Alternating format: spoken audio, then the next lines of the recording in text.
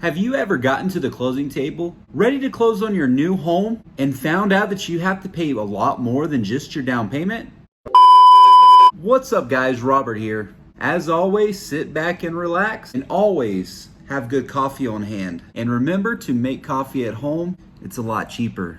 If you're watching this video, you're probably thinking about buying a home, or you're about to close on that next property of yours. In this video, I'm going to discuss all of the closing costs that are associated when you're buying your next home. Remember guys, this video is only going to be discussing buyers' closing costs, not the sellers. Closing costs for sellers are a lot different than they are for buyers.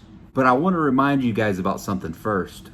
Remember, if you guys are not already subscribed, make sure you hit that subscribe button and make sure those bell notifications are turned on. Also, don't forget to hit the like button on this video.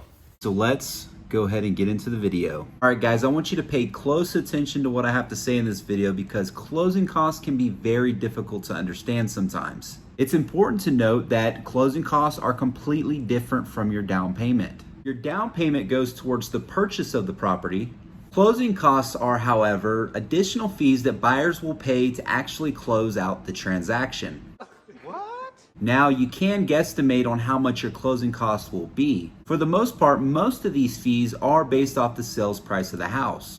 Normally, closing costs will be about 3% of the sales price of the property. So you can think on a $100,000 home, closing costs for that would be about $3,000. Now, the first section of closing costs that we are going to look at is the lender's fees. Since they are giving you the loan, they are going to want some money up front. Initially, the lender will give you an estimate of all the closing costs that you will have to pay. And then legally, 3 days before you actually close on the piece of real estate, they are required to give you what's called a CD, or a closing disclosure. And in that closing disclosure will be everything that you have to pay on closing day. It's important that you review the estimate and you also review the closing disclosure. These two pieces of paper should not vary much in price. Now, the first fee that we're going to look at is the loan origination fee. This is a fee that is associated with actually opening up the loan, and it's paid up front on closing day. Now, you may hear this called an origination point, but you should know that origination point and origination fee are exactly the same thing. So, one origination point would be equal to 1% of the loan amount. So if you're getting a loan for $100,000 and you were going to pay one origination point, you would then be paying the lender $1,000 for originating that loan. Now, some other fees that you may see from the lender are going to be a document review fee, a processing fee, and an underwriting fee. Now, with underwriting, what they're going to be doing is reviewing bank statements, looking at credit scores, reviewing your sales contract, and reviewing the insurance or the homeowner's insurance to make sure that you actually have the right insurance. You're also going to see an appraisal fee. And yes, you are responsible for the appraisal. When borrowing money from a lender on a piece of real estate, they will require an appraisal to be done on the property. Now, this is done to make sure that you're not overpaying for the property. Also, if you ever quit paying your monthly payments, the lender then knows that they can foreclose on that property and then resell that property to somebody else to recoup their money. You may also see a fee for a flood certificate. And this is to ensure that either your home is in a flood zone or it's not in a flood zone.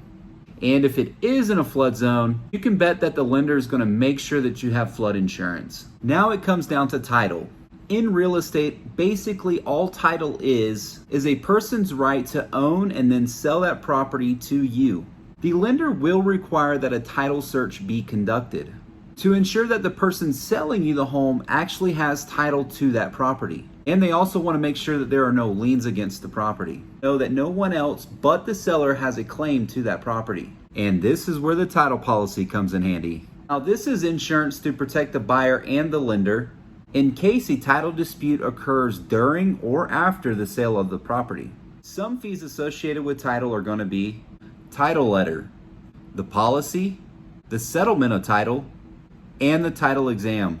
Now, all of the fees associated with title can add up to about $1,200. Guys, I know it's a lot of information, but if you have any questions, go ahead and leave it down in the comments section, and I'll be sure to go ahead and answer those for you. And we have more closing costs to go over. We are not done yet.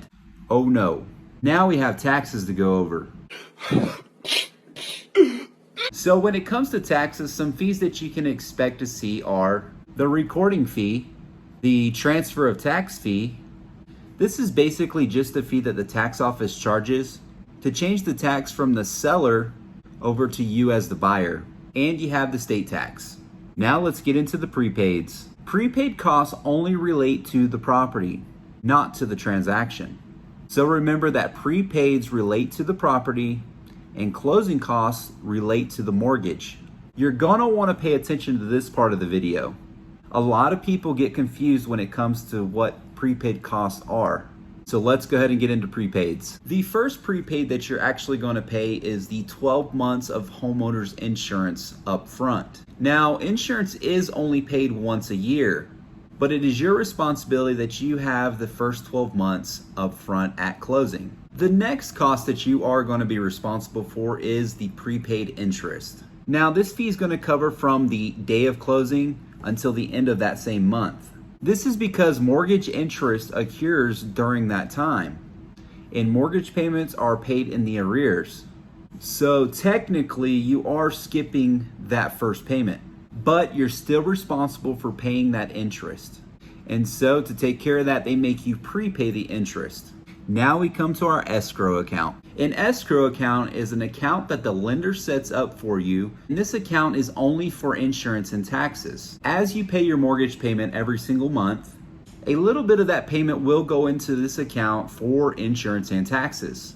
And then every year, the lender will then pay your insurance and taxes for you, all because they don't trust you to do it yourself. What I call them? Fun coupons. See that? Now, the lender does not want that account to start at a balance of zero. They will require you to pay a couple months of the insurance and a couple months of the taxes up front. This is so that account will have some cushion. And this is for if you ever were to get behind on a couple payments or you missed a payment, the taxes and insurance would still be current. Now, they could require you to pay 2 months or it could be 3 months. It really just depends on the lender.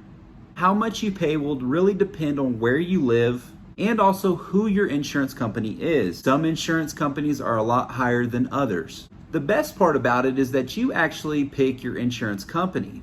I would recommend talking to a lot of different insurance companies and shopping around for the best rate.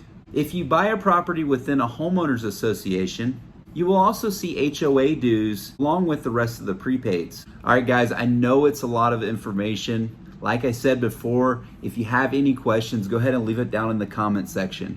Talking about closing costs is always a complicated topic, and most people really get confused by it. Guys, I hope you enjoyed the video. I hope you got more insight as far as what the closing costs look like for buyers. And I really hope this information helps you on buying your next home. So you're not surprised when you sit down to the closing table and you see that long list of different costs and fees that you got to pay. Guys, don't forget to subscribe to the channel. By subscribing to my channel and smashing the like button, you allow me the opportunity to get this information out to more people so that they can use this information themselves. But I'd like to hear from you. If you have any ideas or topics that you want me to discuss on this channel about real estate, about finance, or even just about El Paso market, go ahead and leave it down in the comment section. I'll be sure to make a video about it. And like always, until next time, later.